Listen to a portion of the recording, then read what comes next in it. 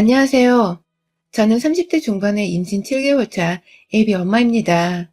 이것도 태교라고 생각을 하며 임산부인 제 심리적 스트레스를 완전히 풀어보고자 적나라하게 한번 적어가 보도록 하겠습니다. 저는 3년 전에 소개팅으로 저보다 3살 연상의 남편을 처음 만났고요. 연애 1년을 하고서 결혼한 지는 올해로 2년 차입니다. 결혼을 하던 그 당시 지금의 제 나이쯤이던 남편은 뭐가 그리 급한지 연애를 시작하면 내내 결혼을 하자고 서둘러댔고요. 사실 저는 결혼이 급한 정도까지는 아니었고 괜찮은 사람이라면 언제든 시집갈 자신은 있는데 남편을 다 파악하지 못했던 생각이 들어서 겨우 기다리게 하다 보니 1년의 시간이 더 주어지더군요. 사계절을 다 보고 나니 남편이 비교적 어떤 사람인 줄도 알겠고 이 정도면 결혼을 해도 되겠다 싶은 마음에서 식을 올렸습니다. 처음 결혼을 하고서는 남편이 혼자 직장 다니면서 근처 자취를 하고 살던 집으로 들어갔어요. 복층의 오피스텔이었는데 생각보다 위층에 침대가 놓여져 있고 아래층은 테이블이랑 소파까지 놔둬도 공간이 널찍하더라고요. 살림 합쳐 돈 아끼면 사는 데에 문제가 없겠다 싶어서 들어갔고 남편도 이 오피스텔 계약이 만료되면 무조건 전셋집을 구해서 신혼집을 차릴 거니 추후 이사 문제는 걱정하지 말라고 신신당부를 했던 바람에 전 딱히 우리 부부가 살 거취 문제로 추후 문제가 생길 거라곤 감히 상상도 못했습니다. 그런데요, 결혼하고서 1년 3개월 정도가 지나 오피스텔 계약이 만료될 날짜가 다가오는데 우리 남편은 퇴근을 하고 와서도 집 한번 보러 가잔 말도 없고 집에서 부동산 사이트를 뒤져볼 생각도 하질 않는 겁니다. 어째 집 때문에 초조해가는 것은 저 하나만인 것 같았어요. 태평한 남편에게 우리 이사를 갈 때가 다 와가는데 뭐라도 준비를 해야 하는 거 아니야? 뭐 어디 미리 알아둔 곳이라도 있는 거야? 라면서 결국 기다리던 끝에 먼저 말을 꺼냈고요. 그러자 남편이 그러더군요. 아, 그렇지. 우리 이사 가지. 아, 근데 엄마가 그러는데 잠깐 동안은 집에서 머물어도 된다 하시더라고. 급하면 엄마 집에서 좀 지내면서 집을 찾아봐도 되지 않을까? 내가 요즘 일이 바빠 집을 찾겠다는 정신이 없었네. 라고 말입니다. 시댁으로 들어갈 생각이었으면 피 한 방울 안 섞인 남인 저한테 미리 말 한마디라도 좀 귀뜸을 해줬어야 하는 게 아니냐고요. 그런데 남편은 그저 자기 일이 힘들었다면서 핑계인지 변명인지 모르겠는 말을 해가며 잠깐 동안은 시댁에 들어가도 된다고 하는데 그 과정에서 제 의견을 한 번도 물어볼 생각을 안 했더군요. 너무 화가 나서 저희는 그때 결혼하고 가장 최악으로 그리고 가장 심각하게 부부싸움을 해대며 거의 말도 안 한 채로 며칠을 보냈습니다. 저는 도저히 시댁으로 들어가야 하는 이유를 이해할 수가 없었고 뒤늦게야 통보하는 식으로 말을 꺼낸 남편의 태도에는 너무 실망스럽고 화가 난 나머지 매일같이 일부러 야근을 하는 척하면서 친구들을 만나 속풀이를 해대고 늦게야 집에 들어오곤 했어요. 남편도 처음엔 도대체 뭐가 문제야? 남도 아니고 우리 엄마 집인데 뭐가 불편하고 뭐가 싫다는 거야. 멀쩡히 남는 방이 있으니까 돈도 아낄 겸 들어가 살자는 건데 도대체 뭐가 문제냐고. 라면서 저한테 맞서서 대화가 통하지 않는 소리만을 해대면서 화를 내더니 제가 집도 늦게 들어가고 급기야 4일째 되던 날 친정 가서 자겠다며 문자를 하나 보내고 집에 안 들어가자 기어가는 목소리로 새벽에 전화를 걸어서는 정말 미안해. 내가 생각이 너무 짧았어. 지금은 너무 시간이 촉박하고 엄마 집에 들어가자마자 어떻게든 같이 전셋집 알아보자. 그리고 나서 바로 다시 이사 나오면 되잖아. 내가 미안해. 라며 사과를 하더라고요. 그 말을 듣고서야 전 다음날 아침 가족들의 든든한 응원을 받으면서 남편에게 돌아갔습니다. 저희 아버지가 어디서 말 같지 않은 시댁살이를 하려 하냐면서 머리에 뚜껑이 열려서는 저 따라 같이 집으로 가려 하는 걸 겨우겨우 말리고서 혼자 돌아갔어요. 가서 남편의 사과도 받고 결국 저희는 오피스텔 계약이 끝나자마자 옮길 것도 없던 짐을 시댁으로 옮겨 들어가게 되었습니다. 이때까지 전 제가 이 집구석에서 쭉 살게 될 줄이라고는 상상도 못했어요. 남편의 사과가 진심이 아닌 악어의 눈물이었다는 것을 저는 뒤늦게 알아버렸어요. 저희 시어머니는 아버님 없이 혼자서 남편과 시누이를 키우신 분이십니다. 이혼에 대한 편견은 전혀 없지만 왜 그런 사람들 있잖아요. 성격이 너무 지랄맞아서 이혼을 했구나 싶게 보이는 사람 말입니다. 저희 시어머니는 정말 세셨습니다. 그냥 센 게 아니라 어마무시하게 성격이 표독스러운 분이셨어요. 그걸 저는 결혼 전에도 결혼하고 나서도 쭉 모르고만 지내다가 함께 합가를 해서 살게 된 약 7개월의 시간 동안 뼈저리게 매일 느꼈죠. 제가 합가를 하기 싫어했다는 것을 남편이 쪼르르 달려가 일러바쳤던 바람에 시어머니는 이미 처음부터 저를 보시는 눈빛이 아주 쌀벌하셨습니다.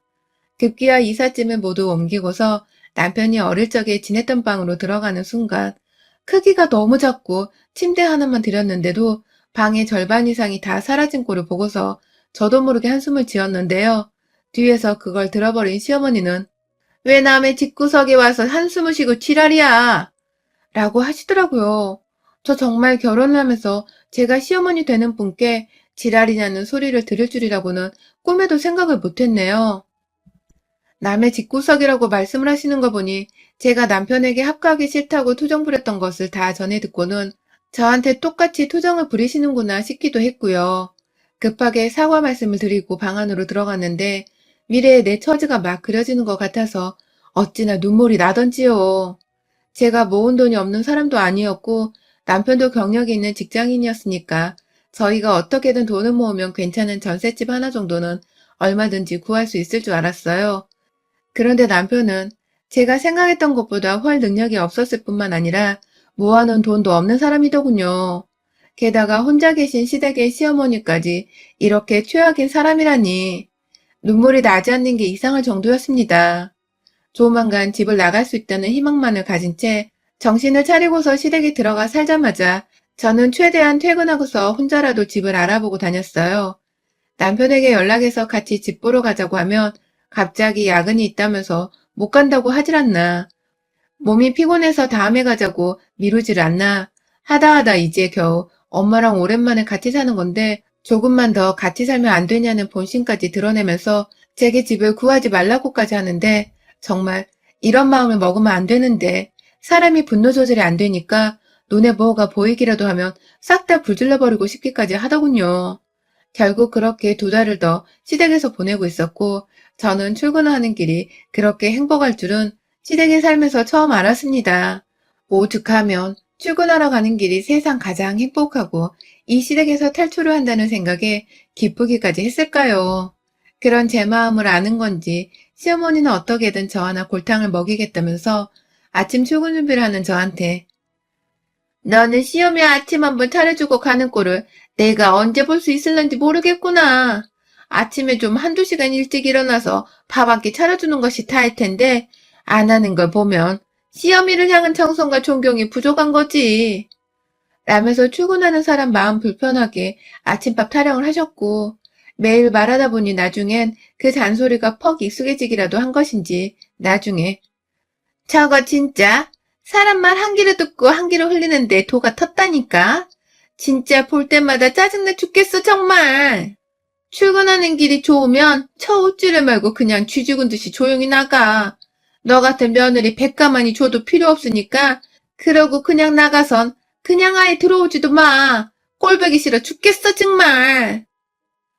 라면서 기어코 웃으며 하루를 시작해보겠다고 마음가짐을 하고서 출근한다 나가는 제 얼굴을 보고는 꼴보기 싫다면서 손가락을 제 코앞까지 다가와 제 얼굴에 치켜 세우면서까지 침 튀기며 소리를 지르시는데 그 모습이 딱 괴물 같았습니다. 시댁에서 함께 살며 저희 부부가 얹혀 살고 있다는 이유로 용돈도 챙겨드리고 있었고 저는 보통 아침은 출근길에 지하철역에서 빵 사 먹고 점심은 회사에서 저녁은 다이어트로 안 먹으며 남편도 아침은 굶는 사람이고 저녁만 챙겨 먹는 사람이었기 때문에 시어머니가 그냥 혼자 살던 때처럼 살면 되는 거였는데 굳이 제가 합가를 했던 이유로 시어머니 아침상을 손수 차려드려야 한다고 하는 논리를 전혀 이해할 수 없었습니다. 저녁도 남편하고 시어머니 드시는 거니까 둘이서 알아 차려 먹으면 될 텐데 꼭 저한테 저녁 안 차리냐고 눈치를 주고 남편도 제가 저녁 안 먹는 걸 다 알면서도 엄마가 하루 종일 일하느라 피곤하실 텐데 오늘은 너가 차리지 그래? 라면서 대놓고 시어머니 들으라며 큰 소리로 부탁을 하는데 그러면 저는 거절할 수가 없어 피곤한 거 무릅쓰고 저녁을 차려드렸습니다. 그냥 며느리와 한 집에 살면서 기선제압 혹은 시집살이를 시키는 걸로밖에 보이지를 않았어요. 시어머니는 파출부로 청소일을 하고 계시고 우리 집에 어머니나 저나 남편이나 모두 다 일을 하는데 저녁을 먹는 유일한 두 사람이서 서로 저녁 차릴 생각은 안 하고 저한테만 그놈의 저녁 거리니까 정말 저는 아침이고 저녁이고 다 로이로즈에 걸릴 지경이었습니다. 결국 이 자식이랑 헤어질 각오도 하면서 이혼 상담을 받았고 이혼을 준비하려는데 제기랄. 제가 임신이더군요. 시댁으로 이사를 오던 시기에 이미 임신을 한 상태였고 알아챈 것은 거의 3달에 접어들던 때였습니다. 스트레스로 생리가 미뤄지는 것이라 단순하게 생각을 했고 스트레스로 먹는 것이 부족해 입도 증상이 잘 없었기에 눈치를 못 챘었더라고요. 순간 애를 지워버리고 싶다는 생각을 했을 만큼 이 사실을 남편과 시어머니께 알려야 하나 말아야 하나 깊은 고민에 잠겼고 당장이라도 이혼을 하고픈 마음이 너무 굴뚝 같았기에 거의 아이를 지우겠다는 확신이 서가던 중 그럼에도 임신 사실을 알려야겠다고 결심했습니다. 제 뱃속에 들어온 생명이라 이게 참 이성적으로 생각을 할 수가 없었고요. 혹 제가 임신을 하고 아이를 낳으면 시어머니도 남편도 저를 좀 더 챙겨주고 아껴주려 하지 않을까 싶은 생각이 들더라고요. 희망 고문 같지만 그런 희망이라도 가지고 있어야 당장의 제 처지가 너무 불쌍해지지 않는다 생각했습니다. 그래서 사실을 밝혔는데 그런데 현실은 더욱 씁쓸했습니다. 임신하고서 지금까지 시어머니의 태도는 변한 것이 없었고 하나 달라진 것이 있다면 제 배를 매일같이 관찰하셨다는 거예요. 직접 만지고 옷을 홀라당 까서는 배 상태를 확인하고 급기야 남편이랑 방 안에서 각자 영화를 보면서 퇴근을 쉬고 있는 와중에 노크 없이 방문을 열고 들어오셔서는 누구랑 전화통화를 하는 건지 응, 응, 이라는 말과 함께 대뜸 제 앞에 와서는 손짓으로 이불을 걷어내라 하시더니 걷어낸 이불 속의 제 배를 대뜸 만져보고 나가시곤 했습니다. 예의가 많이 없는 사람인 줄 알고는 있었다만 갈수록 최악이 되어가는 시어머니가 급기야 안쓰러지기까지 하더군요. 제대로 교육도 못 받아 애절 교육도 모른다는 생각이 들었기 때문입니다. 그런데 제 인생에 이보다 더 무섭고 생각하기도 싫은 끔찍한 일이 생길 거라곤 당시 알지를 못했어요. 임신하고서 5개월이 지나가면서 제가 너무 무서운 악몽들을 꾸기 시작했습니다. 미신을 절대 믿지를 않는데 자꾸만 제가 가위에 눌리는 것도 같고 밤마다 누군가가 나를 지켜보고 있는 것 같은 꿈 아닌 환영을 보게 되면서 겁에 질려 속으로 소리를 지르다가 뒤늦게야 입 밖으로 뱉어내면서 깬 적이 한두 번이 아니었네요. 정확히 1달 반 정도를 그런 상태로 너무 찜찜한 잠자리를 가진 바람에 저는 임신 중기를 넘어서가고 있던 와중이었음에도 불구하고 살이 아주 그냥 쏙쏙 빠져가고 있었습니다. 정신 상태가 정상일 리도 없으니 하루 종일 졸린 눈으로 일을 하다 보니 일이 잘 풀리지도 않았고 회사에서 이 나이 먹고 깨지는 일도 빈번했습니다. 가뜩이나 코로나 와중에 출퇴근을 계속하고 있는 나의 건강이 염려되고 걱정되었는데 정작 저는 코로나가 아니라 밤마다 가위에 눌린 채 잠을 제대로 자지 못하고 산다는 것에서 건강에 위협을 받고 있으니 기가 막힐 노릇이었죠. 갑자기 왜 이런 일이 내게 생기고 있나 싶기도 했고 말이죠. 그런데요, 하루는 제가 정말 이상한 경험을 했습니다. 하루 종일 전날 잠을 제대로 못 자서 회사에서 힘들어서 그런지 그리고 그 피로가 차곡차곡 누적이 되어 버려서 그런지 딱 2주 전쯤은 정말 제 몸 상태가 말이 아니었어요. 집에 오자마자 힘이 없다면서 얼굴 화장도 지우지 않고서 침대에서 뻗어버렸어요. 너무 이른 저녁에 잠이 들어서 그런지 완전히 골아떨어져선 남편이 집에 들어온 것도 보지 못했다가 새벽 4시쯤에 제가 갑자기 왼소리에 눈을 떠버렸는데요. 순간 제가 눈을 뜨자마자 제 바로 대각선 오른쪽 방향에 있는 방문이 열렸다 닫히는 것이 보였어요. 남편이 이제 퇴근을 했나 싶어서 속으로는 이제 겨우 밤 10시나 11시나 되었겠다 싶었는데 핸드폰을 확인해보니 새벽 4시였고 누군가가 나가면서 문고리를 닫던 그 손목 팔 부분을 보았는데 남편은 제 옆에 있더라고요. 아, 내가 또 악몽을 꾸고 있는 건가 싶어서 오싹한 기분을 느끼며 눈을 감았다 떴어요. 하지만 달라진 건 없었고 남편은 분명 제 옆에서 잠들어 있었고 저는 혹여나 시어머니가 방 안에 들어왔던 것이 아닌가 싶었습니다. 그때부터 본격적인 의심이 시작되었죠. 다른 사람도 아닌 시어머니가 내 방에 새벽에 몰래 들어왔다면 이건 그냥 넘길 수만은 없는 문제였으니까요. 그날부터 저는 의도치 않게 임신성 졸음과 더불어서 여전히 누적된 피로를 이기지 못한 채 퇴근하고 집에 오면 시어머니를 마주보기도 싫다며 뱃속아기 생각을 하면서 거의 바로 침대 위로 직행을 해서는 저녁 8시가 되기도 전에 뻗어버렸고, 그로 인해서 새벽 4시나 5시가 되면 어김없이 깨어나버리는 수면 패턴을 반복하게 되었습니다. 얼떨결에 새벽에 잠이 깨면 낯설긴 했어도 생각보다 몸은 개운하더라고요. 조금 더 자겠다며 그냥 누워버리는 경우도 있었는데, 그랬던 날에는 9시에 다시 일어나면 회사를 제대로 지각해버린 바람에 그 후로는 웬만하면 새벽에 일어난 채로 아침을 더 일찍 맞아보려 했어요. 그냥 일어나서 인터넷 좀 하면 시간은 꽤 금방 지나갔고요. 그리고 혹 시어머니가 또 내 방에 들어오진 않을까 하는 마음에 시어머니를 현장에서 잡아버리겠다는 생각도 은연중에 했는데, 생각보다 그 현장을 잡을 날은 금방 찾아왔어요. 새벽 4시를 향해 5분 정도 남아있던 새벽 3시 55분, 핸드폰 시계를 확인하고는 오늘은 너무 일찍 일어났다며 눈을 지그시 감으며 한숨을 쉬던 그 순간, 밖에서 시어머니가 방문을 여는 소리가 들렸습니다.